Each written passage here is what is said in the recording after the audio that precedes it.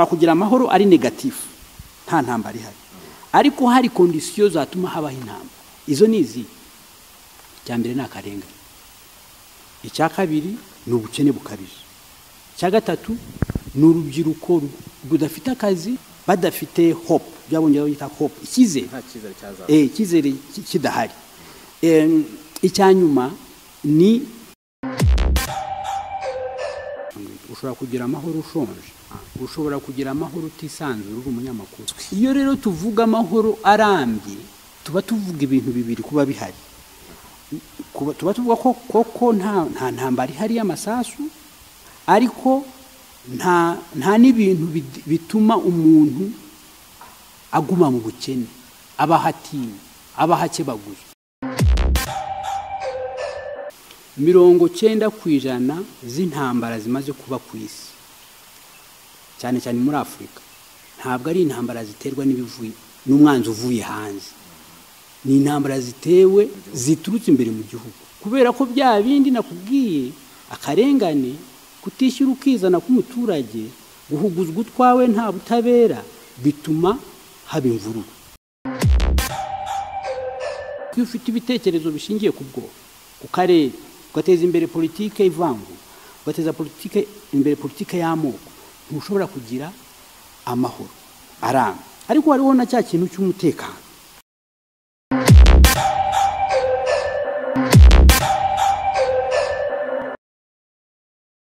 turabasuje kandi tubahaye ikaze mwe mukurikiye Pax TV.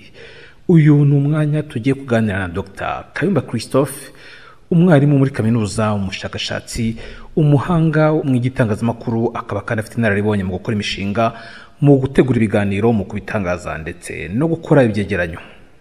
Uyu mugabo mu minsi mike ishize nibwo yatangaje ku mugaragaro yeruye ko atangiye cyangwa se yinjiye mu bikorwa bya politiki.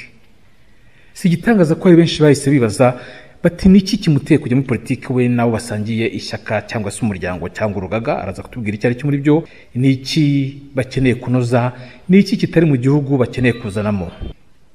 Abayobora igihugu cy'u Rwanda bavuga ko amahoro ari yose mu gihugu, bavuga ko ubukungu burushaho kuzamuka, bavuga ko iterambere ridasubira inyuma, ko ahubwo rirushaho kwiyongera no kugera aho ritahoze.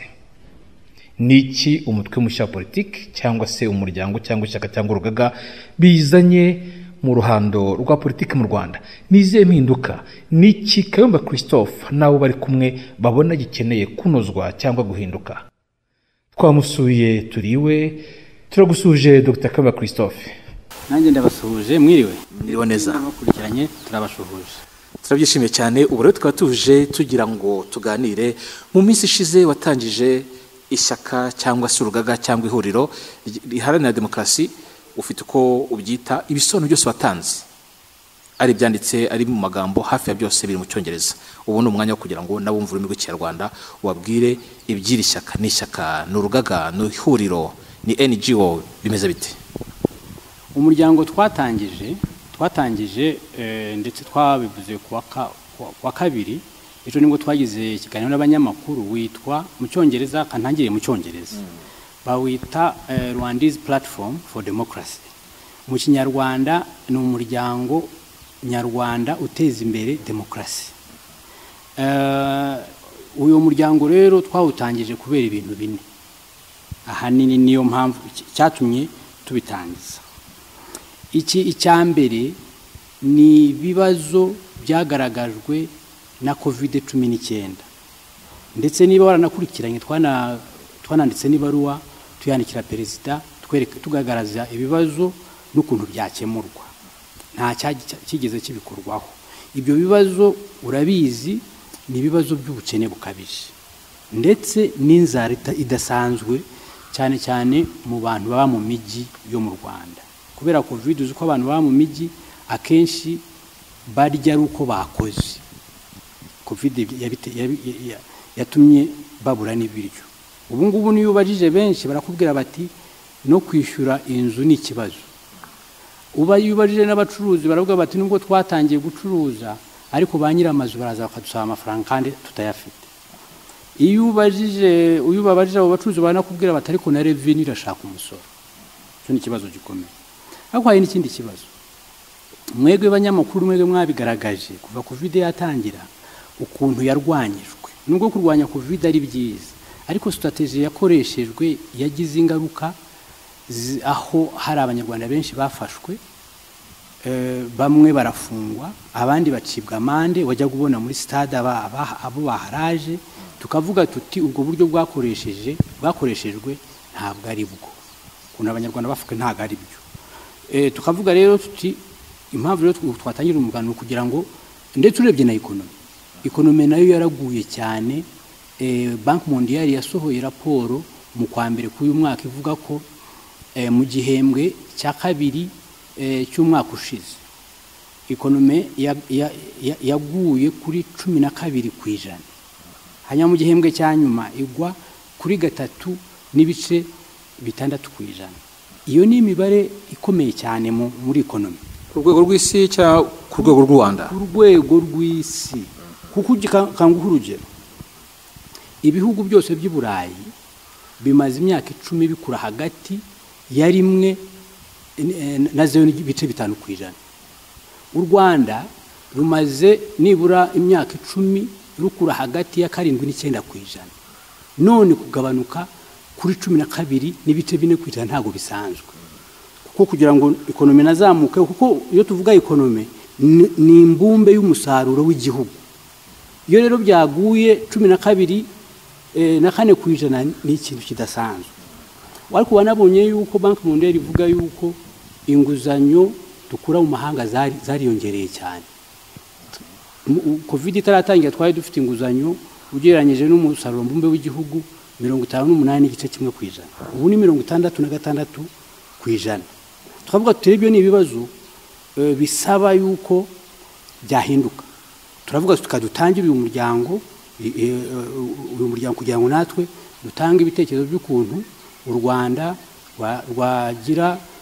rwatera imbere ku buryo buhoraho, rwajya demokrasi, rwagira umunyarwanda yakwishyira akizana, habaho umutekano urambye n'amahoro arambye. Cya kabiri cyatumye dutangira uyu muryango ni ugushaka kugira ngo dushyireho politike iyo bita mu Cyongereza ishingiye kuri compassion. Tugereranyije mu Kinyarwanda iyo ni politike ishingiye ku rukundo hagati y'abanyarwanda ndetse n'ibitekerezo. Kuko ugiye kureba ukuntu politike ikinwa, ukuntu yakinwe kuva muri za 57 n'9 wasangaga abahanganye muri politike bafatana nk'ahari abanzi, ndetse bagakoresha ibintu byo kuvangura abanyarwanda, bagateza imbere politike ishingiye ku bwoko cyangwa ku turere cyangwa mu nyangire cyangwa mu nyumvirizi cyangwa guterana amagambo cyangwa kwigizayo cyangwa gusiga umwambaro mu bundi cyangwa kubeshyera. Tukavuga tuti iyo politike ntabwo ari yo ituma abanyarwanda bacikamo ibice, ndetse n'imwe muri politike zatumye u Rwanda rugenda rugira imitwe y'ingabo itandukanye irwana mu Rwanda. Nk'ubu murabizi yuko hari imitwe n'ubu ngubu abantu bagitekereza yuko bakoresha imbunda FDLR imaze igihe hariya, kandi uziko kimwe mu ngaruka zayo aho ikomoka ni mu bitekerezo by'amoko no gushaka kurimbura abanyarwanda bamwe. Za FLN urazizi, P5 urazizi. Twavuga rero dushaka politika aho abari mu rubuga rwa politika, abanyapolitiki bagomba guhangana ariko badatukana, bafatana nk'abene gihugu. Ibyo nibyo byatuma tugira amahoro arambye. Hari n'icya gatatu cyatumye dutangira uyu muryango. Turavuga tuti kugira nta gihugu na kimwe cyari cyakura ngo kigira amahoro arambye, gitera imbere, umwene gihugu atari we soko y'ubukire.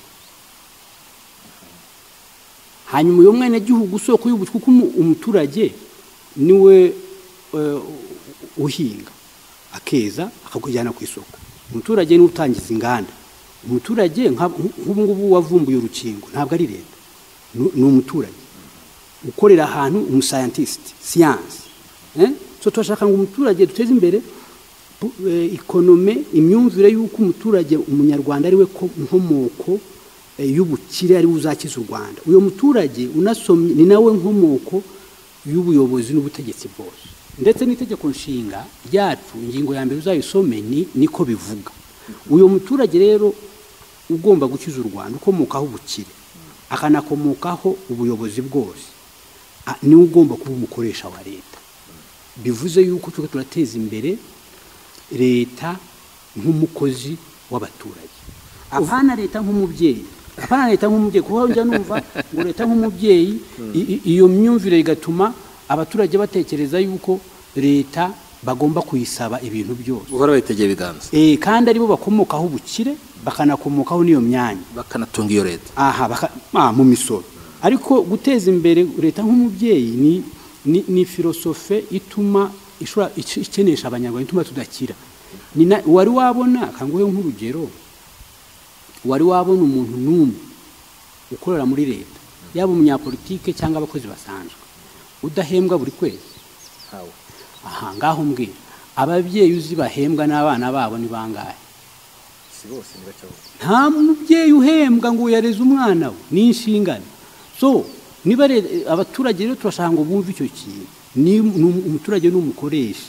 Cyanyuma nacyo gikomeye gituma bya bibazo byakemuka, ubukene twabuca, tugashyiraho demokrasi irambye, tugatuma hajyaho amahoro arambye, hakajyaho ubutabera ku banyarwanda bose, tugatuma hajyaho amahoro arambye. Nuko umunyarwanda agomba kwishyira akizana. Abahanga bagaragaza yuko igikiza cyangwa kigakenesha umuntu ni ukuntu yatekereje. Iyo wiriwe kadukanguha urugero, wiriwe uterana amagambo, ukora ibintu byo gutukana, wirwa mu gutukana, ntabwo ushobora katuvuge nko gukora ku buryo wasarura byinshi ujyana ku isoko. Tukavuga tuti rero niba hari umuturage ushobora gukiza u Rwanda, n'ibihugu byakize biratugeza ko n'abaturage bafite ubwisanzure. Abo baturage ariko bakanakorera mu gihugu aho itangazamakuru rifite uburenganzira busesuye, kuko itangazamakuru ni umuyoboro utuma abaturage bashobora kuganira, utuma abaturage bashobora kumenya ibibakorerwa nuko bibakorerwa. Umuyobozi udakora neza bakamumenya, ukora nabi nawe bakamumenya, yaza kwitoza bakamenya uwo batora. Tukavuga tuti rero iyo ngingo y'ubwisanzure ndetse na societe civile yisanzure ibeshwaho n'abaturage, igenda igaragaza ibigenda n'ibitagenda, aho niho hava demokrasi, amahoro arambye. Ntabwo wabigira udafite umuturage wisanzuye, uvuga icyo atekereza akakivuga adatinya. Abaturage batinya ntabwo bashobora kuvumbura. Cyo kureba abantu bagiye ku kwezi, ntabwo wavumbura icyogajuru kijya ku kwezi wiri gutinya. Ntabwo wavumbura urukingo rwa COVID-19 ukorera mu kigo cy'ubushakashatsi cyangwa kaminuza, aho urebuzwa n'abanyapolitiki. So tukavuga tutero turashaka gushyiraho kondisiyo zituma umunyarwanda koko impano karemano y'ubwenge yavukanye ikura, kandi ntabwo yakura adafite ubwo bwisanzure, ntabwo yakura adafite imiyoboro aho haganira na bagenzi b'imiyoboro y'itangazamakuru, imiyoboro y'umuturanyi wawe, ukajyayo kuganira nawe udatinya. Izo mpamvu rero nizo zatumye tuvuga tuti natwe katujye mu ruhango rwa politike dutanga ibitekerezo ku kuntu twakira, kubera yuko ubu ngubu turabizi ukuntu ibihugu bikira n'ukuntu bikena. Ibikena n'ibidakora ibyo ngibyo. Mu ngingo watanze ingingo cyangwa se inkingi enye mushingiyeho, harimo ukwishyura ukizana, harimo ubukungu buganisha ku bukire, harimo umutekano n'amahoro arambye. Ibyo bintu wagiye uvuga byose bigamije iterambere. Uko wagiye ubivuga ukurikije umutekano n'amahoro arambye, ni discours zose kuma mu kino gihugu, speeches zose zivuga ko u Rwanda rutekanye 100%, zivuga ko amahoro ari karande mu Rwanda. Ese iyo uvuze uti hakenewe umutekano n'amahoro arambye, ni ibikeneye bisumbyeho gute ku bisanzwe bihari? Urabona, kugira ngo umenye icyo mba mvuga, kugira amahoro arambye n'umutekano urambye, ni byiza kubanza dusobanura amahoro n'iki, kuko hari abasobanura amahoro bashaka kuvuga yuko nta ntambara, nta masasa avuga, nta masasa avuga. Ubwo ni uburyo bumwe, ariko ni uburyo bwa kera. Amahoro je mvuga arambye ni amahoro, kambanze nkubaze ntaranasobanukirwa ngo ushobora kugira amahoro ushonje. Ntabwo byashoboka, kuko n'ushonje niyo ntambara iri kuba n'amasasu yanyuma kujya gushaka icyo kurya, umutekano wo mu nda ubanziriza uwo masasu. Ushobora kugira amahoro utisanzura uri umunyamakuru, ubusa n'ufunzwe. Iyo rero tuvuga amahoro arambye tuba tuvuga ibintu bibiri kuba bihari. Tuba tuvuga ko nta ntambara ihari y'amasasu, ariko nta n'ibintu bituma umuntu aguma mu bukene, abahatinya, abahakebaguza. Tushobora kugira amahoro ari negatifu, nta ntambara ihari, ariko hari kondisiyo zatuma habaho intambara. Izo ni izi: icya mbere ni akarengane, icya kabiri ni ubukene bukabije, icya gatatu ni urubyiruko rudafite akazi, rudafite iyo rurebye bafite ejo hazaza heza, badafite hope, byabongera bita hope, icyizere kidahari. Icya nyuma ni imyemerere, ibitekerezo. Niyo mpamvu duteza imbere ibitekerezo bya politike bihuza abanyarwanda, umunyarwanda akibona nk'umwe. Ariko iyo ufite ibitekerezo bishingiye ku bwoko, ku karere, ugateza imbere politike ivangu, ugateza imbere politike y'amoko, ntushobora kugira amahoro arambye. Ariko hariho na cya kintu cy'umutekano, kuko umutekano iyo bawuvuga nanone abawuvuga mu buryo bwa kera, iyo bavuga umutekano baba bavuga batekereza yuko umwanzi ari hanze. Urebye n'ukuntu abanyapolitike benshi batekereza umutekano, baba bawutekereza mu buryo bwo kurinda umwanzi ngo uva hanze, kugira ngo bawurinde bagakoresha igisirikare n'imbunda, bakavuga bati uyu mwanzi naza azasanga dukomeye, dufite igisirikare gikomeye. Ariko ushobora kugira, ugiye kureba kuva intambara y'ubutita bitaga Cold War yarangiye, 90% z'intambara zimaze kuba ku isi, cyane cyane muri Afurika, ntabwo ari intambara ziterwa n'umwanzi uvuye hanze, ni intambara zitewe ziturutse imbere mu gihugu. Kubera ko bya bindi nakubwiye, akarengane, kutishyura ukizana k'umuturage, guhuguzwa utwawe nta butabera, bituma haba imvururu. Genda urebe ibibazo byabaye muri Egypt, Misiri. Hari igihugu cyateye Misiri? Nta gihugu. Hanyuma se ugiye kureba muri Tunisia, hari igihugu cyahite? Hanyuma tugende Sierra Leone, hari umuntu wigeze utera Sierra Leone avuye hanze? Ubu se ninde wateye Central African Republic? Hanyuma se biri muri Ethiopia ubu ngubu ntubizi? Ni umwanzi wavuye hanze. Ngaho tujye muri Sudani y'Epfo, ibibazo byaho ubu se tujye ni Burundi. Ntabwo uzi imvururu zavutse muri 2015, ntabwo uzi ibibazo byahavuye. So ugiye kureba ugiye kureba rero abo batekereza umutekano mu buryo bw'umwanzi uri hanze, twege tuwureba mu buryo bugari. Uyo mwanzi uri hanze tukamutuma atinya no kuhagera, akagira igisirikare gikomeye, ariko n'imbere mu gihugu tugashyiraho kondisiyo zituma buri munyarwanda wese agira icyizere cy'ejo hazaza. Dr. Kayumba, mu byo wavuze ku bijyanye n'ubukungu, wavuze ko ari ubukungu bugomba gushingira ku muturage, ku munyagihugu. Iyo uvuze umunyagihugu hari ibintu bibiri: hari uwumva umunyarwanda nk'umunational, citizen, umunyarwanda nk'umwenegihugu, hari uwumva umunyarwanda nk'umuturarwanda. Uri kuvuga ubukungu bushingiye ku bene gihugu bakivukamo cyangwa n'abagituye. Mbibarije ko hari igihe usanga nk'ubona mu Rwanda abanyamahanga aribo bari kubona kugura imigabane myinshi, kugura imitungo myinshi, ko ari bafite ubushobozi. Hari aho bihuriye cyangwa uravuga umwenegihugu? Iyo mvuze ubukungu bushingiye ku muturage, mba mvuga umunyarwanda. Kuko ugiye kureba iyo banavuga u Rwanda ko rukiri mu bihugu bikennye, ntago wabashyiramo abanyamahanga. Umunyamahanga ashobora kuza hano kuhakorera, ariko iyo babara umusaruro mbumbe w'igihugu ntago bamushyiramo. we ubarwa ku gihugu cye. Niyo banakoze iwabo nibo babashoresha. Iyo mvuze rero ubukungu bushingiye ku muturage, ni umuturage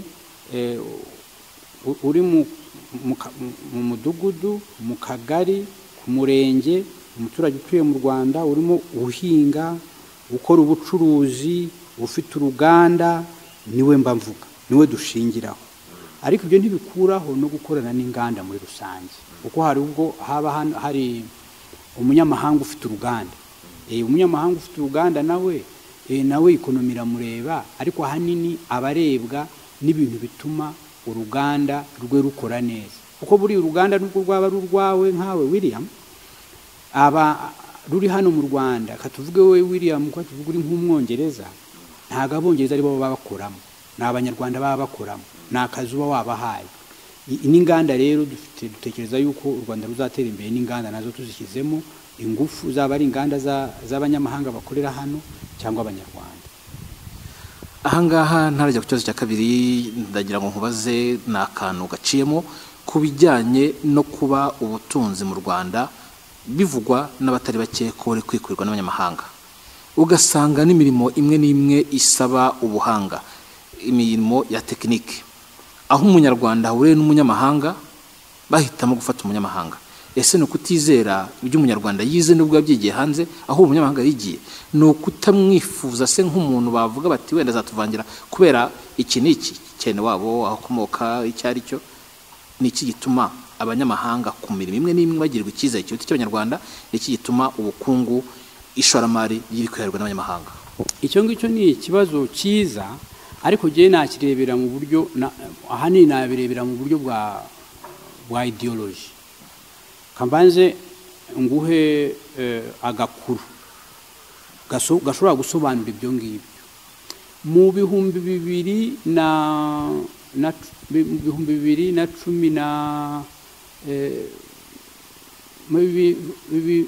n'umunani n'icyenda nakoraga doktora muri Swede, ariko nanigisha ku rwego rwa maîtrise, kandi abo nigishaga 99% bari abazungu. Umwe ari je umufasha mu myigire na memoire yandikaga, azinaha nanjye naraje gukora ubushakashatsi ngomba kumukurikirana. Tujya mu hoteli imwe ntaza kuvuga hano i Kigali kugira ngo tuganire kuri ubwo bushakashatsi bwe, hanyuma bandi bakora mu hoteli baba ari we bafata neza na facturije, baba ari we bayiha na facturije niwe bayiha, kandi uyu ni umunyeshuri, jewe ni je professeur, ni wowe yaje kureba, ni wowe umuyoboye muri byose. Ni je wambwiye ntivaye unsobanurira ibyo urimo gukora, mubwira iti ibi bikora n'ibindi, ariko ni nagiye uhoyembwa. We ni umunyeshuri afite udufaranga dutuma abaho nta n'amafaranga afite. Icyabwiye uriya mukozi wo mu hoteli ngo uyu muhungu niwe wishyura facture ni iki? Ni uruhu. Nkibaza rero yuko ahakiriho nubwo twabonye independence, nje gitwa mwarimu Julius Nyerere muri rusange yavuze ko muri Afrika hatanzwe independence y'ibendera. Turacyafite imitekerereze yuko umuzungu cyangwa umunyamahanga ari we muhanga. Niyaje hano, hari n'uwonzi wigeze kuza hano iwaba kuri ibintu bisanzwe, ariko yagiye kugenda ari umu expert ndetse mu itangazamakuru. So turacyafite iyo myumvire yuko umunyamahanga ari we muhanga, kandi ngo abanyamahanga ni n'abakire. Ni nayo mpamvu benshi babita abagira neza. So haracyari hiyo ideology, imyumvire. Iyo ni imyumvire y'abantu ku giti cyabo, ariko si yo leta bigira mu ruhare byo wabyita iki? Ntabwo ari imyumvire ku baturage gusa. Ugiye no kureba ukuntu umuzungu afatwa hano, ntabwo ari nkuko nawe ufatwa. Ndetse hari ahantu hatandukanye nagiye ngenda, uzi ko bigeze no kumfungaho. Uko bafata umuzungu ufunze, ntabwo ari ko bafata umunyarwanda usanzwe. So nkibaza ko haracyari hiyo ideology. Ariko tugiye kuri economy n'ukuntu ikora, je nibaza ko ahanini ikibazo cya economy kizatuma dukira ntabwo ari ukurebera mu ndorerwamo y'umuzungu cyangwa umwene gihugu cyangwa umunyamahanga. Kuko ubu ngubu igihugu ikibazo dufite kinini muri economy ntabwo ari uko abanyamahanga aribo bari mu kazi mu Rwanda cyane, ahubwo nuko economy ikiri ntoya cyane, hanyuma za sekiteri zirimo amafaranga zikaba zirimo abashoramari bo hanze. Reba nka banks, amabanka menshi hano akomeye harimo y'abanyakenya ndetse na yacu kubera ibintu bya tekinike n'iki harimo abanyamahanga. Ugiye kureba muri ku isoko ry'imigabane harimo naho abanyamahanga. Ugiye kureba muri technology ahubwo ry'imigabane nabo babyitabira cyane babyumva, abanyarwanda bose usanga ari kubihatira. So ikibazo rero kiri mu ko economy yacu kiri ntoya, ikaba idashobora gukora ubuzi buhagije. Economy yacu iracyari ntoya, ikaba idashobora gutanga amahirwe ku banyarwanda benshi. Niba kandi ibyo ngibyo bifite aho bihuriye n'ukuntu mu myaka 58 kuva twagira independence, ukuntu twatekereje ukuntu igihugu gikira cyangwa gikena. Kangoye nk'urugero, tuzi ko mu Rwanda nta ruganda na rumwe, nta bucuruzi na bumwe bumaze imyaka 58 ya independence. Nukubera iki? Kuki nta ruganda rumaze, twavuga ngo rumaze imyaka 50 uruganda rw'abanyarwanda cyangwa ubucuruzi runaka bumaze imyaka 50? Nukubera ibintu nka bitatu. Icyambere nuko abacuruzi bakomeye bose kuva u Rwanda rwabaho baba bakomeye kuko leta yabakomeje. Iyo leta ivuyeho nabo byabo birazima, barakena. Uzagenda urebe ubucuruzi bwari bukomeye ku gihe cya Kayibanda, Habyarimana mukuyeho muri 73 bwarakena, abandi barahunga. Abantu bari bakize hano, abacuruzi bari bakomeye hano mu Rwanda nyuma ya jenoside mbwira n'umwe ugihari. Abari bakomeye muri 94 cyangwa 93 unajyaga numva Kabuga ari hehe? Kabuga arafunze, arirahe, Rwigara ntariho, Rujugiro yarahunze, n'abandi tarondoye. So ntabwo ari byo gukora business iterwa inkunga ibeshejweho n'abanyapolitiki, kuko iyo bagize ibibazo nawe urabizi. Icya kabiri, impamvu economy yacu igicumbagira ni ukubera yuko ntabwo tugeze dushora amafaranga yacu mu bumenyi na siyansi. Kanguha urugero, ngubu ikigo nka kaminuza ya Oxford yafashije mu gukora urukingo rwa AstraZeneca, cyangwa ziriya nganda zindi zakoze Pfizer. Uza amafaranga bakuyemo. Ubu se yaba ari ikigo cyo mu Rwanda, uza amafaranga baba babonye. Ubu ngubu ibigo bikomeye ku isi ni ibigo byatangiye atari uko bashoyemo imari, ahubwo bashoyemo ibitekerezo. Reba nka Facebook, Zuckerberg yayitangiye adafite n'igiceri. Kubera iki? Yigiye muri za kaminuza zigenga, aho umuntu agenda agatekereza adatinya ngo nintekereze iki ngiki baramfuye. Nahabyo muri DRC ejo bundi wavumbuye umuti, nubwo wari ugikorwa ubushakashatsi ariko bavuga ngo arabavuye, yapfuye mu buryo n'ubu utarasobanuka. Nubwo bavuga ngo yaguye kwa muganga ariko ntibirasobanuka. I Bugande hari uwakoze indege ngo y'intambara w'umuturage baramufata ngo birateza umutekano muke. Urumva ugiye kureba amateka ya Afrika, abahanga benshi kuva muri za 60 70 dufite amahoro ngo wavuze ngo afite umuti ngo ushobora kuba wakunganira ku burwayi bwa sida, nabo baracyafunze. Sindibuka n'icyaha bamukatiye ko cyitwa. Imyaka irenga 10 n'ingari muri gereza. Maze igihe nganira n'abanyarwanda babaganga ba gakondo. Hariho imiti ngo ya kizungu yananiwe kuvura indwara zitandukanye nka za diabete n'ibiki kongwijima. Nganira nabo bakabaseka, baguha umuti rwose ugakira ukamera neza, wasubira kwa muganga bakabura indwara. Ariko hano barabasuzugura. Nta gihugu na kimwe cyari cyakira kidashoye imari muri siyansi.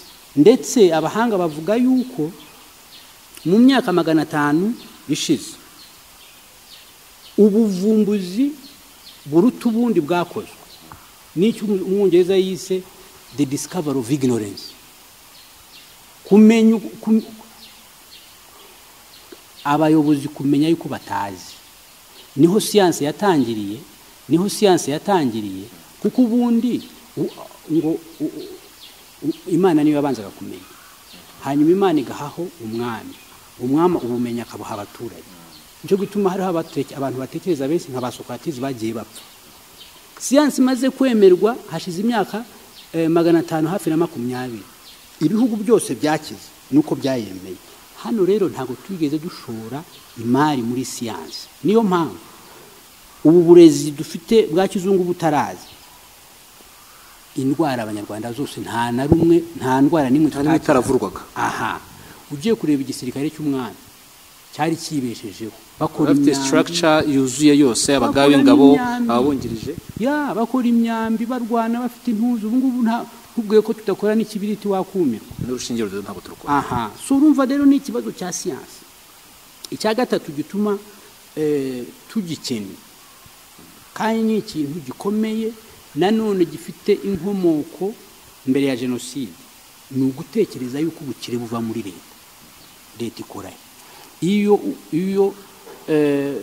umwaka urangiye ni umusaruro ungana iki leta ijyana ku isoko, kuko kugira ngo igihugu gikire ni umusaruro mbumbe ijyana ku isoko. Ukareba ibintu mwakoze mugurisha hanze n'ibyo mukura hanze.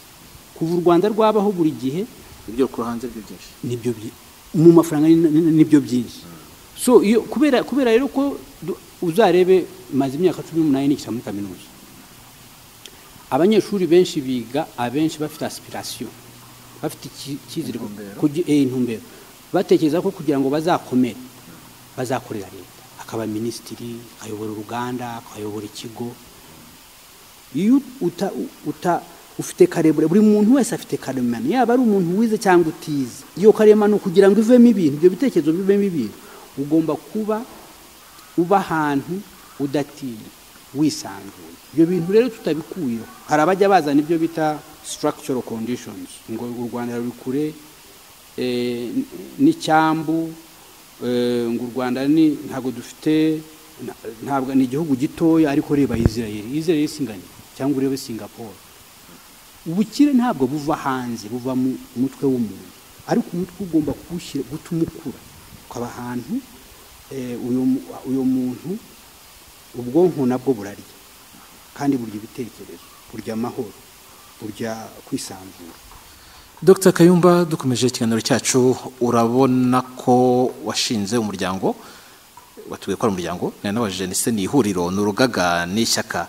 Uraza kubihuza n'umuryango, ko iyo umuntu avuze umuryango hano mu Rwanda bumva umuryango udaharanira inyungu, NGO cyangwa ONG, cyangwa se bakumva ngo umuryango umwe rukumbi, ishyaka ryita umuryango rimwe rukumbi. Nawe se n'umuryango nk'ishyaka cyangwa n'umuryango wundi mu bundi buryo? Icyo ariko utarakidusubiza, ndagira ngo kijyanirane no kutubwira ese birashoboka gushinga urwego rwa rwo rwose ruharanira ukwishyira kwizana, ukwisanzura mu bitekerezo no kubitanga n'amahoro arambye nk'uko yavuze? Ni ibintu umuntu yaharanira akabirwanirira mu buryo bw'amahoro, bigashoboka muri iki gihugu cyitwa u Rwanda? Urakoze. Ikibazo cya mbere kijyanye no kitwawise umuryango. Urebye amategeko yo mu Rwanda yemera yuko ushaka gukora politike ushobora gutangiza icyo wakwita umuryango cyangwa ukacyita ishyaka.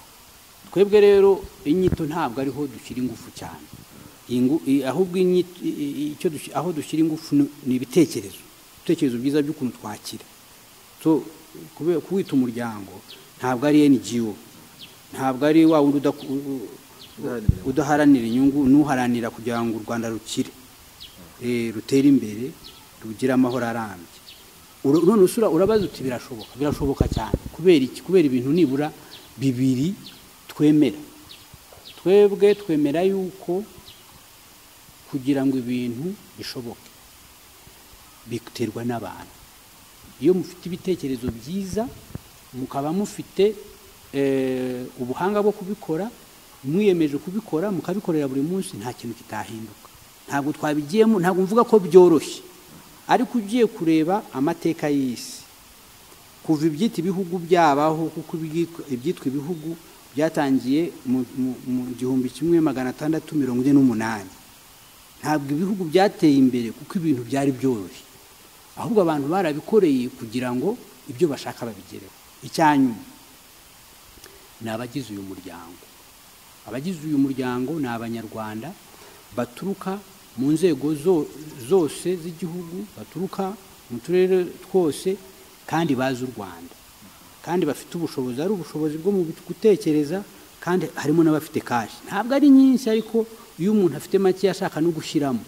Iyo rero ufite umuryango, ufite abantu bashyize hamwe, abantu bahurije ku bitekerezo bimwe, abantu bazi organisation, ukuntu umuryango gituma umuryango ugera ku byo ushaka. Kugira ngo umuryango ugere ku cyo ushaka ni ibintu bine. Icya mbere ni ibitekerezo byiza, ibyo bitekerezo mukanabivunjamo za programme politique z'ibyo muzakora.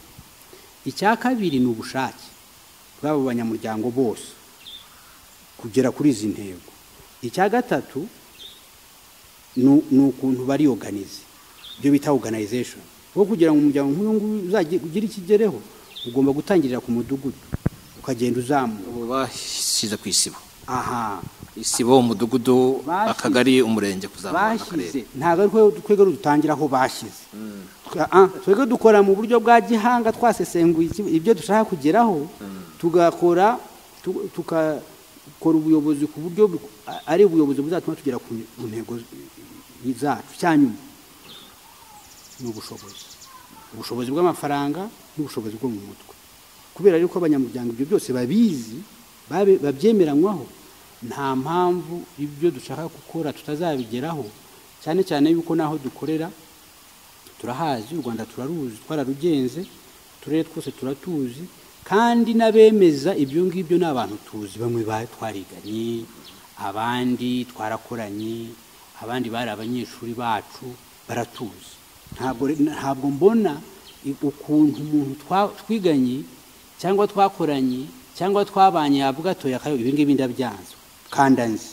Numvise uvuze ibintu bine ngo bikenerwa kugira ngo umuntu agere ku ntego. Wavuze ibitekerezo, umuryango ugere ku ntego. Wavuze ibitekerezo, uvuga icyerekezo cyangwa se intumbero, uvuga gahunda, organisation ni nka gahunda cyangwa se uburyo bw'imikorere. Icya kane wasoreje n'ubushobozi. Ibyo bintu binuvuze nongeye mbaze ni hano mu Rwanda, ntabarije handi ku isi. Iyo utangije umuryango cyangwa ubikora ari mu muryango uyu utavuga rumwe na leta, surwanya leta, ariko nugaragaza ibitanoze bikwiye kunozwa.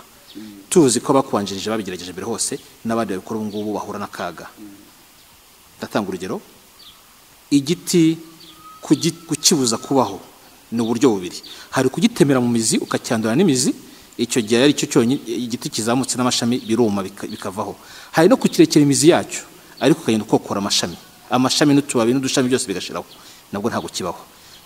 Hano mu Rwanda hari abanyapolitike bajya bagira amashyaka bashinga cyangwa imiryango, bo ntibakorweho, ariko umunyamuryango wabo wese ugize icyo atangaza akaburirwa irengero, ntawe ubibifurije. Ariko izo mpungenge ntimuzifite? Ntabwo tuzifite. Mu 1961 hari umuyobozi wa Amerika bita John Kennedy, ariko yapfuye arashwe. Kankubwire inkuru nshaka kukubwira isobanura ibyo bintu. Muri 1961 yatanze ijambo mu nteko, arababwira ati ibyo twakoraga tubihindure. Ndashaka ko twohereza abanyamerika ku kwezi. Siyanse, ushyira amafaranga muri siyanse, twohereza umuntu ku kwezi, batireba umusazi. Ku kwezi nibyo ku isi hano byakunaniye, turakennye n'ibikiri none ngo ugiye kujya ku kwezi. Aravuga atoya, mwege mushyigikira igitekerezo cyanjye. Ubu ngubu bimeze gute? Ubu ngubu ntibikira umugani. Ntabwo ari umugani. N'ibindi bihugu bitoya, ntabwo wabonye se na Dubai nabo bajyayo. So iyo atangirira mu gutinya ngo biragoye, ngo baranseka, ngo ntawe urabitekereza, ngo cyangwa babitekereje barananiwe, ntabwo yari kugerayo. Amateka rero atwereka yuko nta kintu cyari cyubakwa n'umuntu hatabanje kubaho imbogamizi. Nabo ngabo bumbwiye batangije amashyaka hano bakagira ibibazo, buriya hari umusanzu batanze. kubera yuko usanzwe ari kurimo n'ibitambo nababwiye ko ntawe ubifurije ibitambo ariko se hari urugamba rutagira inkomere cyangwa se abarwaho ahubwo mbwira igihugu kimwe cyari cyagira amahoro arambye nta bitambo bibaye ntabwo bishoboka kuko uburenganzira ntabwo bumeze nk'ishati ngo ujya mu iduka ukayigura ugataha ukishima uburenganzira buraharanirwa buri munsi demokarasi hari ababona demokarasi kuko twavuze ko duteza imbere demokarasi uko tuyibona bitandukanye n'uko abantu benshi bayibona bamwe babona demokarasi nk'umunsi wo gutora no kwiyandikisha gutora no kwiyandikisha kwamama twebwe tuyibona igizwe n'ibintu bine ni nabwo tugomba kubanza kureba icyambere demokarasi ni ikintu kijyanye n'amategeko n'ukuntu ashyirwa mu bikorwa ushobora kugira amategeko meza ariko ntuyashyire mu bikorwa cyangwa bimwe na bimwe ukabyirengagiza icya kabiri ni ikijyanye n'amashyaka n'abakina politiki ese bafite uburenganzira bwo kwisanzura niba ushaka kwandikisha ishyaka ese uraryandikisha cyangwa bakoresha ibindi bintu bitari mu mategeko bakakunanira ese niba murimo kwiyamamaza mwese mufite uburenganzira busesuye ese wa muturage we arisanzura cya gatatu ese icyo kibuga mukiniramo itangazamakuru ni iryande ba bandi bose bari muri icyo kibuga bahabwa mikoro bakabaza ibibazo bimwe cyangwa umwe uramubaza uti nyakubahwa mumaze imyaka myinshi mudukorera ibintu byiza tubwireho n'ibindi bintu byiza nka 5 kuko usanzwe udukorera ibintu byiza wagera ku wundi ukamubwira uti ko tuzi ko wibye ubu ngubu ugiye mu buyobozi gute urumva ko ubo wabogamye kuko itangazamakuru tureba ibibazo mubaza ushobora kubaza ibibazo bituma umwe ajya hasi undi ajya hejuru itangazamakuru ariko tuvuga muri demokarasi ni ryigenga kandi ridakennye itangazamakuru ryo mu Rwanda ririzi rirakennye uzabaza ariko rirakeneshwa kurenza uko rikena nibyo mubwira niyo mpamvu twebwe wa mu muryango wacu ugizwe n'inkingi enye nuko utarazimbaza inkingi imwe nicyo twita leta n'urubuga rwa politiki iya kabiri n'abikorera n'inganda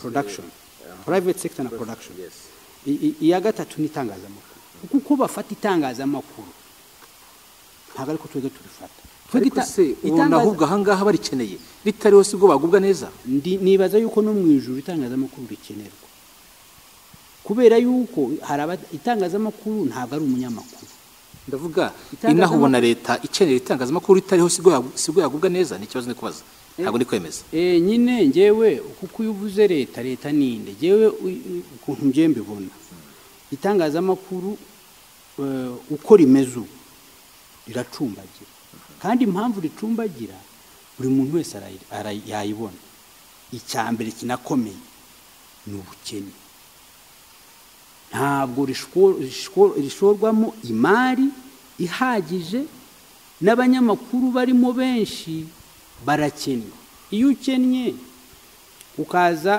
kunkwesha nk'iyi interview nuko wowe umeze neza umazemo igihe kinini nkabona rwose warameze neza hari undi uza ukabona yumye iminwa umuntu arashonje hanyuma ukamuha ibiryo urumva se yatwariye ihe nkuru yatwariye ibiryo cyangwa yayindi wamuhaye n'iri ngiri rya leta ryo muvuga urareba abanyamakuru babo yego bambara kakarivati keza nkaka ariko ugiye kureba ukuntu babayeho n'iki avuye ku kazi ntabwo ashobora kumara amezi 6 atarahungabana cyangwa 3 cyangwa iki so itangazamakuru ni ikibazo cyaryo ni ubukene ariko hariho na filosofi ukuntu leta ibona itangazamakuru iyo wumvise abanyapolitiki iyo bavuga itangazamakuru hano bakubwira yuko ikibazo ari hatarimo ubunyamwuga ko ririmo injiji ntirihugukiwe ntirizi icyo gukora ngo batari responsable aha ariko wababaza uti responsable icyo ushaka kuvuga niki baravuga bati nyine bagatangaza ibintu by'iterambere urumva iyo watangaje ibyo bavuze uri professionnel bakavuga bati rwose uriya ni intangarugero iyo ugiye yagiye gutanga ikiganiro ukabiterura ibyo yavuze byose ukabishyiraho iyo weditinze ukabatangira cyangwa utangiye kumubaza utariko wavuze ibi ariko raporo ya Bank Mondial ivuga aravuga ati uriya arakorera abanyamahanga.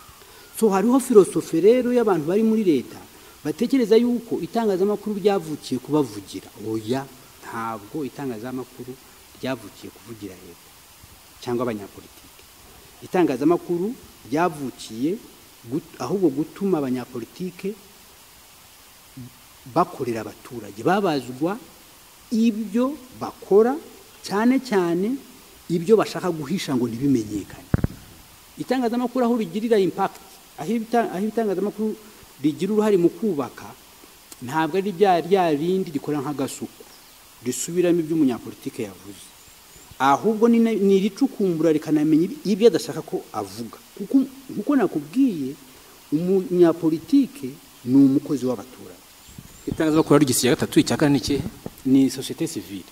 Kuko société civile kubaza mu cya kabiri, cyambere avuze icyambere navuze leta ndetse nyongeraho n'urubuga rwa politike. Buryo mvuze urubuga rwa politike mba mvuga amashyaka menshi y'amashyaka, kandi iyo mvuga leta nabwo mbitandukanya mu kabiri. Hariho leta itorwa iyobowe na perezida, irahinduka. Hariho na leta idatorwa, idahindurwaho na leta na perezida cyangwa izindi nzego, ihoraho ni irimo inzego z'umutekano. Icya kabiri navuze secteur privé, abikorera na production mu Kinyarwanda ngira ngo ni umusaruro. Aho niho hava ubukire. Iyo ya kabiri irakomeye cyane. Iya mbere ntabwo ariho hakomoka ubukire. Iya mbere ishyiraho condition zituma umuturage iya kabiri ikora. Aha ni iya kabiri niho hava ubukire. Iya gatatu yitangazamakuru niyo ituma habaho izi za kabiri zivugana. Iya gatatu niho hakomoka ibyo bita mu Cyongereza bakita trust, mu Rwanda bakita kwizerana. Nta gihugu gishobora gutera imbere abanyagihugu batizerana.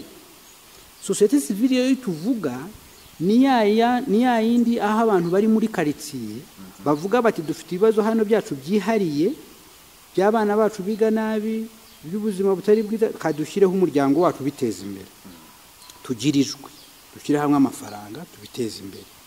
Iyo bahuye bubaka ibyo bita bonds of trust, imikoranire ishingiye ku kwizerana, hatarimo ubwishishanye. Atari leta yibabwiye, atari abanyamahanga, niho hava icyizerane. Nkawe waba uri muri uyo muryango bagufata bakajya kugufunga kuko uyu muryango umaze imyaka myinshi bakwizera uri mwene wabo, bakaza kukureba mu rukiko nubwo waba warizwe na leta. Ariko uzarebe hano mu Rwanda, iyo bafashe umuntu bakamufunga, abantu bose civil society iramuheza, ikamurega ahubwo ikamuhungabanya. Itangazamakuru rikamuviraho indi imwe, rikamutera amabuye. Secteur privé, private sector, igaheza ibikorwa bye. Leta yo niba yanamufunze ubwayo, nukubera yuko nyine icyo cyizerane kitariho kubera amateka twagize. Ugasanga umuntu yavukiye katuvuge i Bugande, kubera yuko bene wabo bahunze mu 1959, aho yakuriye abantu bari baziranye arabasize hari agarutse hano. Izo bonds of icyo cyizerane rero cyarapfuye. Ndetse uzarebe hariho nk'abanyamakuru hano bafungwa, mukabitaza mukanavuga yuko atari abanyamakuru. Inzego zibishinzwe niko zibivuga. RMC zikavuga zikandika zikavuga rwose abangaba si abanyamakuru. Hari abanyeshuri bahoze ari abanyeshuri muri kaminuza mu ishuri ry'itangazamakuru, baba abanyamakuru batatu, harimo ba Shedrake bari batatu ba TV bamaze imyaka 2 n'igice bafunzwe. Urubanza ntiruraburanwa, kandi bashobora no kuzakatirwa igihe kiri munsi y'imyaka bamazemo. Numvise barushyize muri 2022 nubwo bagitegereje kongera guhabwa itariki ya hafi. Inzego zose zarabiyakanye. Ariko RMC yaranavuze ati bakoze amakosa, yabaciye urubanza batarajya no mu rukiko. Ubwo se ubwo wavuga ngo RMC ni umuryango wabo? Na Cyuma yaramwihakanye ejo wundi urukiko nirwo rwemeje ko abanyamakuru, ariko bari bavuze ko atari abanyamakuru. Wagize ikibazo, hanyuma umuryango wawe wabagamo ushinzwe guteza imbere imibereho myiza yanyu nk'abanyamakuru urakwihakanye, uraguciye. Ubwo se urakoreranye, hanyuma ukambwira ngo leta nicyo kibazo? Ntabwo ari leta gusa, zanze gukora inyembese zirimo ibibazo zose zo zinde. kugira ngo dukire tugomba kubanza kumva akamaro k'izo nzego dutangiye no kwitangazamakuru. Hari n'abanyamakuru batumva akamaro k'itangazamakuru muri sosiyete, batekereza yuko akamaro k'itangazamakuru ari ukugenda wiruka inyuma y'umunyapolitiki umubaza ijwi rya no. Itangazamakuru responsabilité yaryo ni ukuba urubuga rw'ibitekerezo bitandukanye n'amakuru atandukanye muha abaturage kugira ngo abaturage bamenye bafate ibyemezo by'ibibakorera bashingiye ku bintu bifatika ku kuri. Ariko umunyamakuru avugijwe kugira ngo aze kuvuga mpijwe. Hari n'abajya bampamagara ngo mpijwe inkuru ikaza ngo hariho ejo bundi wampamagaye ati perezida wa Amerika yavuze ko Putin ari umwicanyi, na Putin aravuga ati buriya ntabwo ushobora kumenya ikibazo cy'umuntu kereka banje kumenya cyane buriya niwe mwicanyi. Urabivumijwe ijwi no ntacyo ryamara. Ntabwo eshaka yo comment on it ngo vuba ngo agiye kujya mu makuru ngo mu minota 10. Avuga ntabwo uri seri, ntabwo uzi akamaro k'itangazamakuru. Akamaro k'itangazamakuru si ugushaka amajwi, ni ugutuma abenegihugu bamenya igihugu cyabo, abayobozi babo, ibitekerezo by'abayobozi babo, ibitekerezo by'amashyaka, hanyuma bakamenya ubakorera neza n'utabakorera neza bagahitamo mwiza. Ariko bakanamenya katuvuge nk'ubu twavuga ku bintu by'iterambere, bagashaka kumenya umuntu akirate, mugakora nk'ikiganiro umuntu akirate akenate, igihugu gikira gite gikena gute, igihugu kigira amahoro arambye gute, kiyabura gute. Kuko hari ababatekereza yuko iyo bavuze ngo umutekano ni ukuba nta ntambara, abantu benshi niko baba babizi. Itangazamakuru niryo rituma ibyo bintu bisobanuka. Niba umuntu arimo kuvuga ngo agiye muri politike nkanye, aho kumbwira ngo mpijwe ukambwira mu buryo bufatika imyemerere yanyu ni iyi myemerere izava gute mu kwandika ibe police nyamubona kwazaga nti ese birashoboka nagira nuve nyine uburyo bizakishika mu bikorwa muri police ibi bintu izava gute ibintu mu buryo bufatika ku buryo usobanurira amenye ukuntu igitekerezo kizava ku rupapuro kikajya kwitera. Ntabwo ibyo wabikora rero nawe utazi ukuntu igitekerezo kibibiri. Yaba n'abanyamakuru kandi abanyamakuru ntabwo babikora ibyo ngibyo bashonje, ntabwo babikora ibyo ngibyo bahawe amabwiriza ibibazo byo baza kubaza. Ntabwo abandi babaza mu kiganiro n'umukuru w'igihugu usanga ari ibintu bisa n'ibiteguye rwose nta gishya kizamo. Cyangwa ugatumira abanyamakuru ngo ushaka, iyo watangiye kubura umuyobozi ukavuga ngo ndaza uwo nshaka uriya n'uriya no biba bitiri ikiganiro n'itangazamakuru. Dr. Kayumba tugikomeza kuganira ukanyumaze kuvuga